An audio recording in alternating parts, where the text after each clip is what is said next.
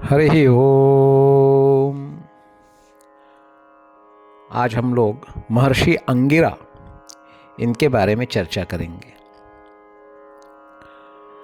अनेक पुराणों में वर्णन है कि ब्रह्मा जी के मानस पुत्र महर्षि अंगिरा ये गुणों में ब्रह्मा जी के समान ही थे। इन्हें प्रजापति भी कहा गया है। इनके दिव्य अध्यात्म ज्ञान, योग बल, तपस्साधना और मंत्र शक्ति इसके कारण इनकी विशेष प्रतिष्ठा है। इनकी पत्नी दक्ष प्रजापति की पुत्री यानी स्मृति, दूसरे पुराण में इनका नाम श्रद्धा भी कहा गया है। उन्हीं के कारण इन दोनों से ही अंगिरा ऋषि के वंश का विस्तार हुआ। इनकी तपस्या और उपासना इतनी तीव्र थी कि इनका तेज और प्रभाव अग्नि की अपेक्षा बहुत अधिक बढ़ गया। और उस समय अग्निदेव साक्षात जल में रहकर तपस्या कर रहे थे। उन्होंने जब देखा कि अंगिरा के तपोबल के सामने मेरी तपस्या और प्रतिष्ठा तुच्छ हो रही है, तो वे दुखी होकर अंगिरा ऋषि के पास गए और कहने लगे कि आप प्रथम अग्नि हैं, मैं आपकी तेज की तुलना में अपेक्षाकृत न्यून होने से द्वितीय अग्नि हूं। मेरा तेज आपके सामने फीका पड़ गया है, अब मुझे कोई अग्नि नहीं कहेगा। तब महर्षि अंगिरा ने सम्मानपूर्वक उनसे कहा कि देवताओं को हवि पहुंचाने का कार्य आप करेंगे। साथ ही पुत्र रूप में उन्होंने अंगिरा ऋषि ने अग्नि का वर्ण किया और उसके पश्चात वे अग्निदेव ही बृहस्पति नाम से अंगिरा ऋषि के पुत्र रूप में प्रसिद्ध हुए।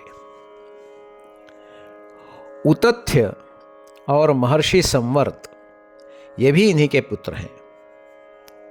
महर्षि अंगिरा की विशेष महिमा इसलिए है क्योंकि ये मंत्र दृष्टा भी हैं, योगी हैं, संत हैं, महान भक्त हैं। इनकी रची हुई अंगिरा स्मृति में अत्यंत सुंदर उपदेश हैं और धर्माचरण की शिक्षा है।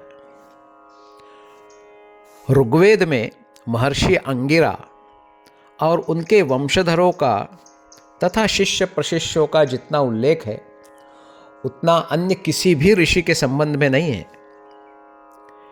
विद्वानों का यह अभिमत है कि महर्षि अंगिरा से संबंधित वेश और गोत्रकार ऋषि ऋग्वेद के नवम मंडल के दृष्टा हैं।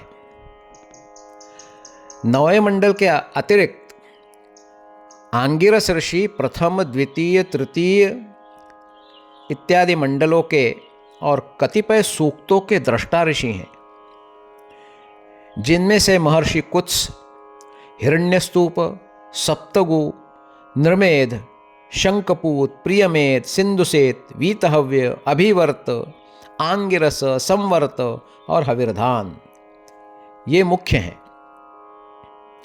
ऋग्वेद का नवम मंडल, उसमें जो 114 सूक्तों में उपनिबद्ध है यह मंडल, पवमान मंडल के नाम से विख्यात है। इसकी ऋचाएं जो है वह पावमानी ऋचाएं कहलाती हैं। इन ऋचाओं में सोम देवता की स्तुतियां हैं, जिनमें बताया गया है कि इन पावमानी ऋचाओं के पाठ से सोम देवताओं का आप्यायन होता है। देवराज इंद्र ने पावमानी ऋचाओं की सर्वफलदातृत्व शक्ति पर प्रकाश डालते हुए कहा है कि जो ईर्ष्यालु नहीं है, जो अध्यवसायी हैं, अध्येता हैं, सेवक हैं, तपस्वी हैं, यदि वह इसका नित्य पाठ करते हैं तो अपने 21 पीढ़ियों को यानी 10 पूर्व के, 10 पश्चात के और स्वयं स्वतः की पीढ़ी, ये सब पवित्र हो जाते हैं। मन, वचन, शरीर से किए गए सारे पाप केवल इन पावमानी ऋचाओं के मंत्रपाठ से, पाठ मात्र से नष्ट हो जाते हैं। ऐसे तपस्वी अंगिरा ऋषि, जिनके बारे में हम लोग ने चर्चा की, तपस्या का बल निश्चित रूप से अपूर्व है। श्रेयो लिप्सुस्तपः कुर्यात् तपसा किं न सिद्ध्यति, लेभिरे तपसा भक्ताः स्वर्गम चापन निराकृतिम।